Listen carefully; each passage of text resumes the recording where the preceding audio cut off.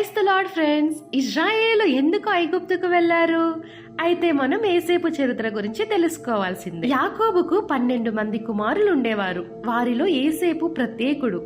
అతడిని దేవుడు ఎన్నుకోగా యాకోబు అతనిని అపారంగా ప్రేమించాడు. అందుకే యాకోబు ఒకసారి యేసేపుకు రంగురంగుల అందమైన అంగి బహుమతిగా ఇచ్చాడు. కానీ ఈ ప్రేమను చూసిన తన సహోదరుల హృదయాల్లో అసూయ మొదలైంది. ఒకరోజు యేసేపు తనకు వచ్చిన 2 కలలను వారికి చెప్పాడు. యేసేపు తన అన్నలతో పొలంలో పనలు కడుతున్నట్లు కలలో చూశాడు. ఆ కలలో యేసేపు కట్టిన పన నిట్టారుగా నిలబడింది. అయితే అతని అన్నల పనలు యేసేపు పనకు నమస్కరించాయి. ఈ కల అర్థం ఏమిటంటే, ఒకరోజు యేసేపు తన సహోదరుల కంటే ఉన్నత స్థితికి వెళ్తాడని దేవుడు ముందుగా చూపించాడు. కొన్ని రోజుల తర్వాత యేసేపు మరొక కల చూశాడు. ఈసారి సూర్యుడు, చంద్రుడు ఇంకా 12 నక్షత్రాలు కూడా వచ్చి యేసేపుకు నమస్కరించినట్లు కనిపించింది. ఈ కలలో సూర్యుడు అంటే అతని తండ్రి, చంద్రుడు అంటే అతని తల్లి, నక్షత్రాలు అంటే అతని సహోదరులు.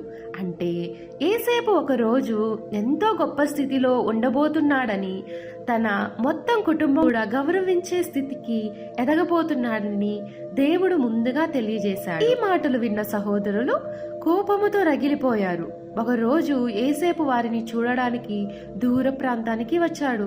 అప్పుడు వారు కుట్ర పన్ని యేసేపును చంపేద్దాం అని నిర్ణయించారు. రూబేను ఆపడంతో అతన్ని ఒక బావిలో పడేశారు. తరువాత యూదా సలహా మేరకు యేసేపును ఇష్మాయేలీయులకు అమ్మేశారు. బంధించబడిన యేసేపు ఈజిప్టుకు తీసుకువెళ్లబడ్డాడు. అక్కడ పోతీఫరు అనే అధికారుడి ఇంట్లో పనిచేశాడు.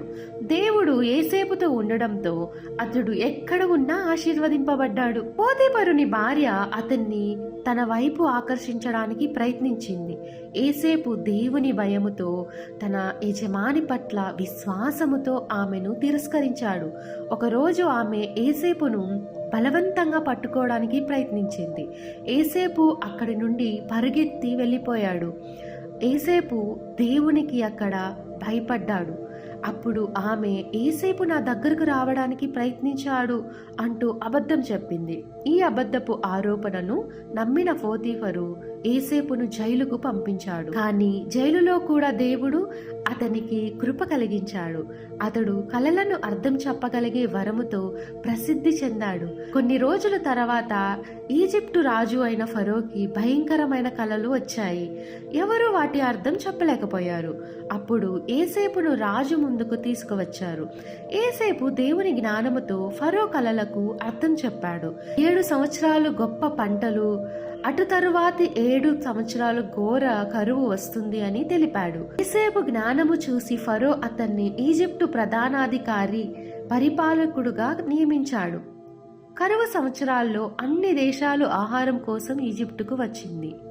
యేసేపు సహోదరులు కూడా ఇశ్రాయేలు నుంచి ధాన్యం కొనడానికి ఈజిప్ట్ వచ్చారు. వారు ఆ అధికారి యేసేపు అని గుర్తుపట్టలేదు. కానీ యేసేపు వారిని వెంటనే గుర్తించాడు. పరీక్షించి వారి హృదయాల్లో మార్పు వచ్చిందని గ్రహించి యేసేపు కన్నీళ్లు ఆపుకోలేక, నేనే మీ తమ్ముడు యేసేపును అని ప్రకటించాడు.